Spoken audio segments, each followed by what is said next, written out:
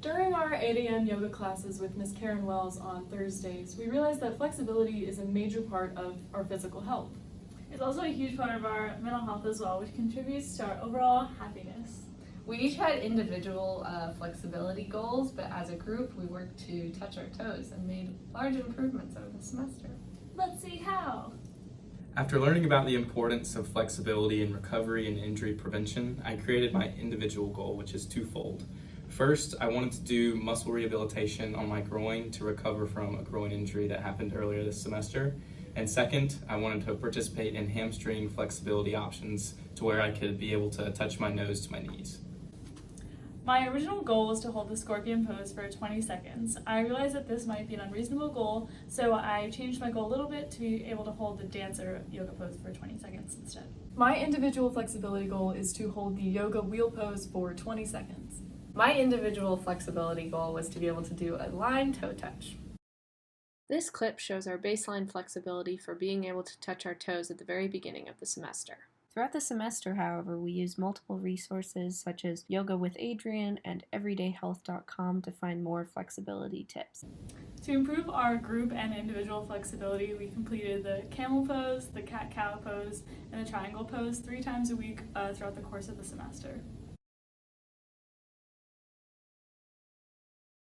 Over the course of these 9 weeks, I have participated in many groin rehabilitation exercises, and I'll show you some of these now. So the first one that I do is a straight leg raise, where I'm just seated on the ground, one leg bent and the other leg coming up and down. And then the second exercise I do is a side plank raise.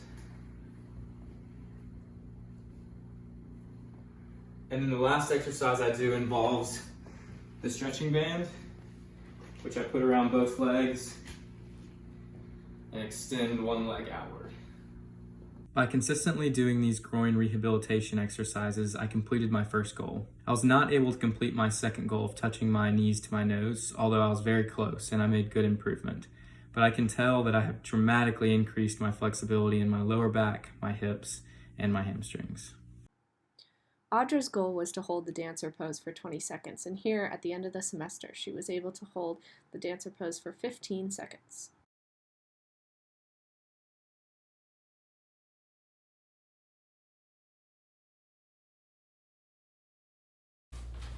I will now attempt to do a 20-second bridge.